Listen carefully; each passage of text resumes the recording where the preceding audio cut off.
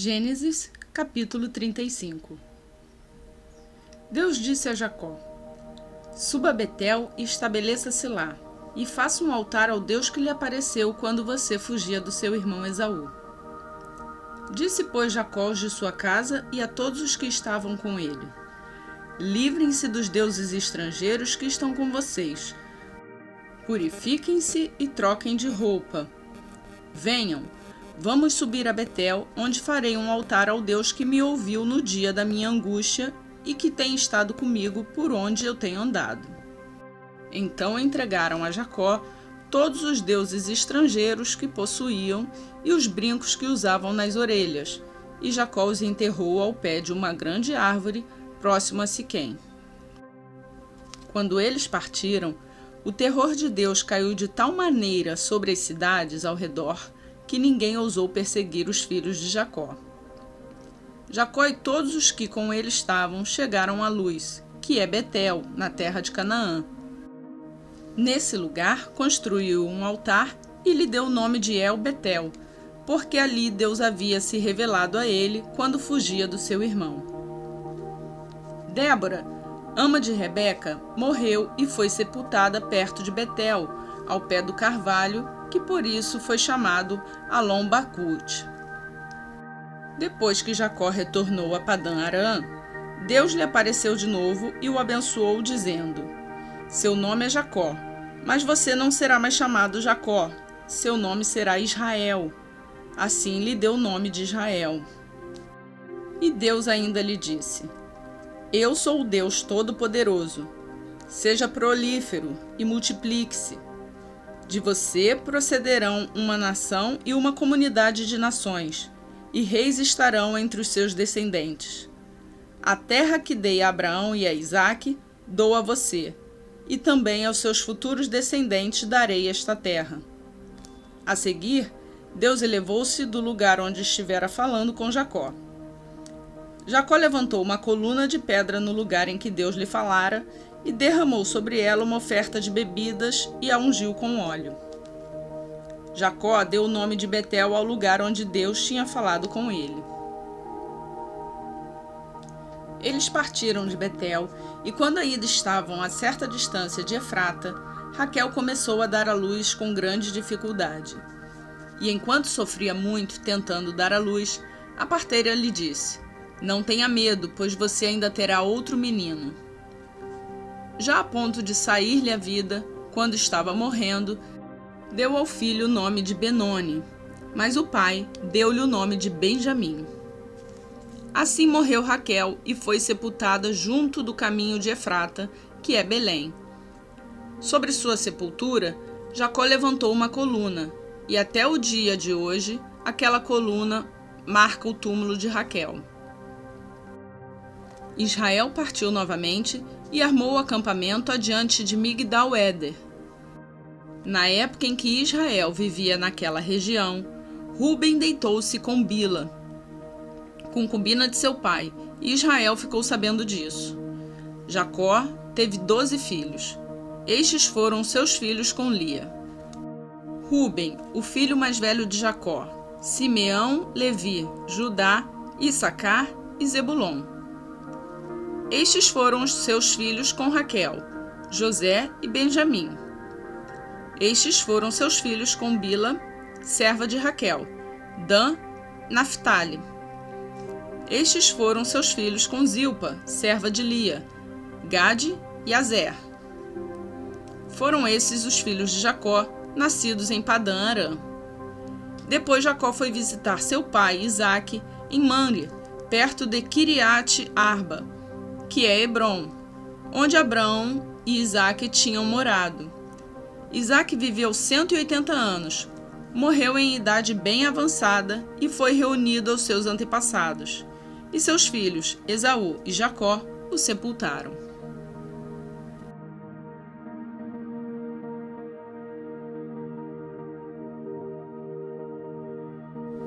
Gênesis, capítulo 36.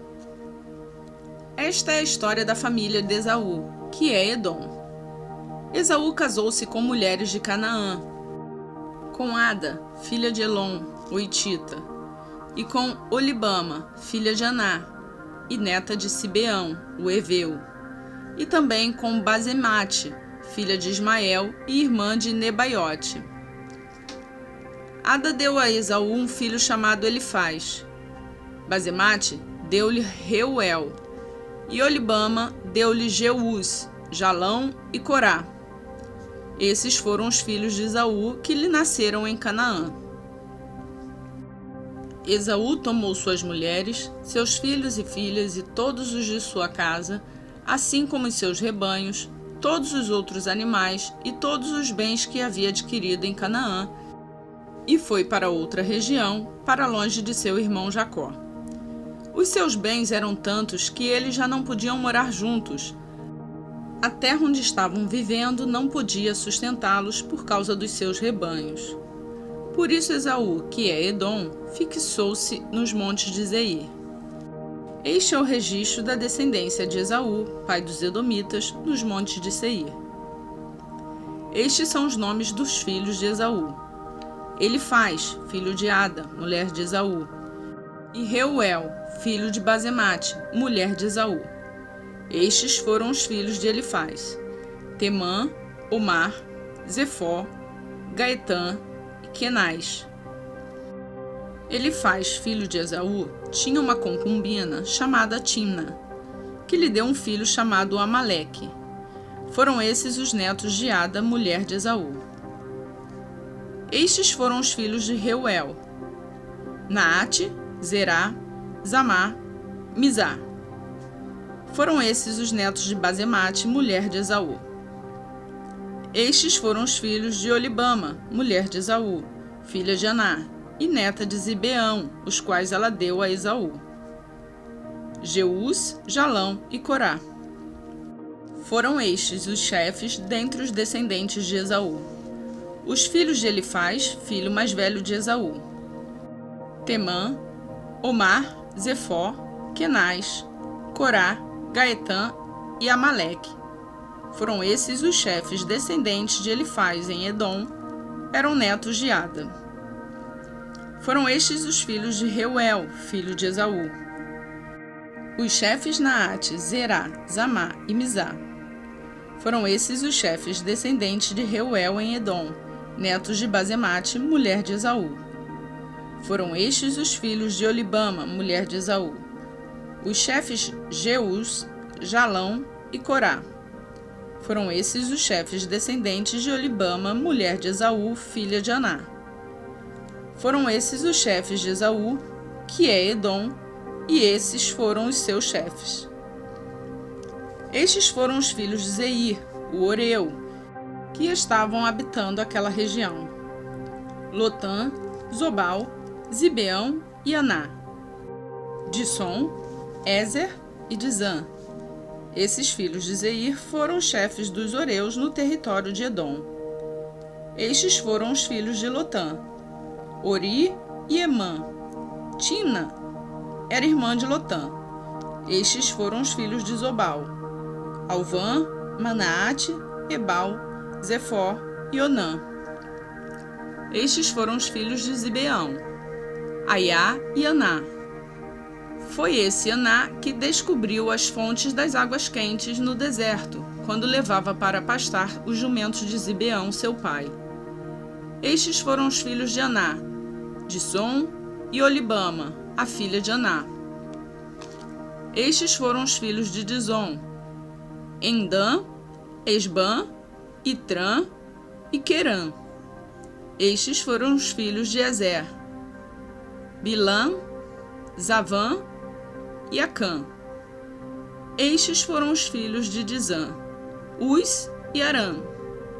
Estes foram os chefes dos Oreus: Lotã, Zobal, Zibeão, Aná, Dissom, Ézer e Dizã.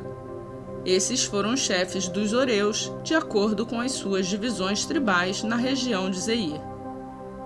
Estes foram os reis que reinavam no território de Edom antes de haver reis entre os israelitas. Belá, filho de Beor, reinou em Edom. Sua cidade chamava-se Dinabá. Quando Belá morreu, foi sucedido por Jobabe, filho de Zerá, de Bósra. Jobabe morreu, e Uzã, da terra dos Temanitas, foi o seu sucessor. Uzã morreu, e Hadade, filho de Bedade, que tinha derrotado os midianitas na terra de Moabe, foi o seu sucessor. Sua cidade chamava-se Avite. Hadade morreu, e Zamla, de Masreca, foi o seu sucessor. Zamla morreu, e Saul, de Reobote, próximo ao Eufrates, foi o seu sucessor. Saul morreu, e Baal-Hanã, filho de Aqubor, foi o seu sucessor. Baal-Hanã, filho de Aqubor, morreu, e Hadade foi o seu sucessor. Sua cidade chamava-se Paú, e o nome de sua mulher era Metabel, filha de Matred, neta de Mesabe. Estes foram os chefes descendentes de Esaú, conforme os seus nomes, clãs e regiões: Timna, Alva, Getete, Olibama, Elá, Pinom, Kenaz, Temã, Mibzar, Magdiel e Irã. Foram esses os chefes de Edom. Cada um deles fixou-se numa região da terra que ocuparam. Os edomitas eram descendentes de Esaú.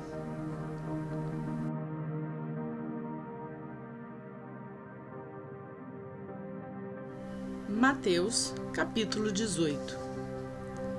Naquele momento, os discípulos chegaram a Jesus e perguntaram: Quem é o maior no reino dos céus? Chamando uma criança, colocou-a no meio deles e disse: Eu asseguro que, a não ser que vocês se convertam e se tornem como crianças, jamais entrarão no reino dos céus. Portanto, quem se faz humilde como esta criança, este é o maior no reino dos céus. Quem recebe uma criança em meu nome, está me recebendo.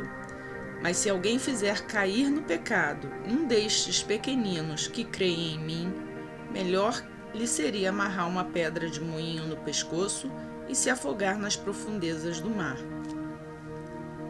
Ai do mundo por causa das coisas que fazem cair no pecado. É inevitável que tais coisas aconteçam, mas ai daquele por meio de quem elas acontecem. Se a tua mão ou o seu pé o fizerem tropeçar, corte-os e jogue-os fora. É melhor entrar na vida mutilado ou aleijado do que, tendo as duas mãos ou os dois pés, ser lançado no fogo eterno. E se seu olho o fizer tropeçar, arranque-o e jogue-o fora.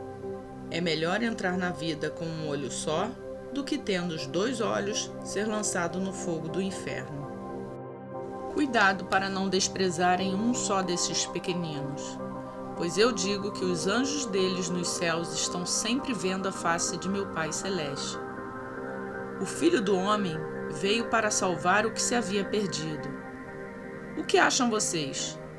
Se alguém possui 100 ovelhas e uma delas se perde, não deixará as 99 nos montes indo procurar a que se perdeu? E se conseguir encontrá-la, garanto que ele ficará mais contente com aquela ovelha do que com as outras 99 que não se perderam. Da mesma forma, o Pai de vocês, que está nos céus, não quer que nenhum destes pequeninos se perca. Se seu irmão pecar contra você, vá a sós com ele, mostre-lhe o erro. Se ele o ouvir, você ganhou o seu irmão. Mas se ele não o ouvir, leve consigo mais um ou dois outros, de modo que qualquer acusação seja confirmada pelo depoimento de 2 ou 3 testemunhas. Se ele se recusar a ouvi-los, conte à igreja. E se ele se recusar a ouvir também a igreja, trate-o como pagão ou publicano. Digo a verdade: tudo que vocês ligarem na terra será ligado no céu, e tudo que vocês desligarem na terra terá sido desligado no céu. Também digo que se 2 de vocês concordarem na terra em qualquer assunto sobre o qual pedirem, isso será feito a vocês por meu Pai que está nos céus. Pois onde se unirem 2 ou 3 em meu nome, ali eu estou no meio deles. Então Pedro aproximou-se de Jesus e perguntou: Senhor, quantas vezes deverei perdoar a meu irmão quando ele pecar contra mim?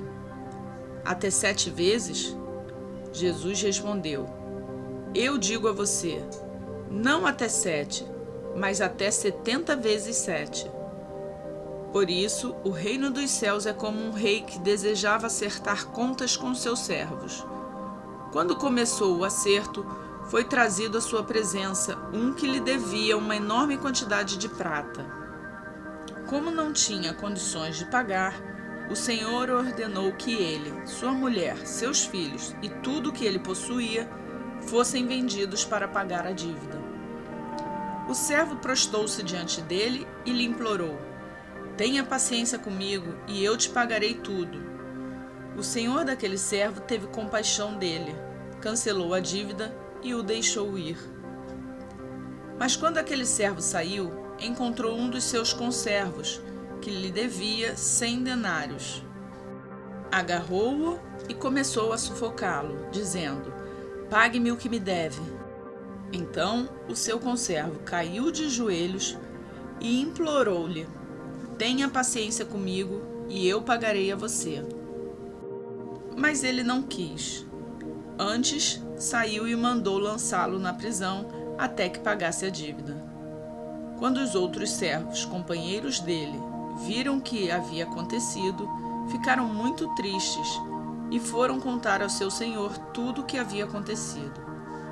Então, o senhor chamou o servo e disse: Servo mau, cancelei toda a sua dívida porque você me implorou. Você não deveria ter tido misericórdia do seu conservo como eu tive de você? Irado, seu senhor entregou-o aos torturadores, até que pagasse tudo o que devia. Assim também fará meu Pai Celestial a vocês, se cada um de vocês não perdoar de coração a seu irmão.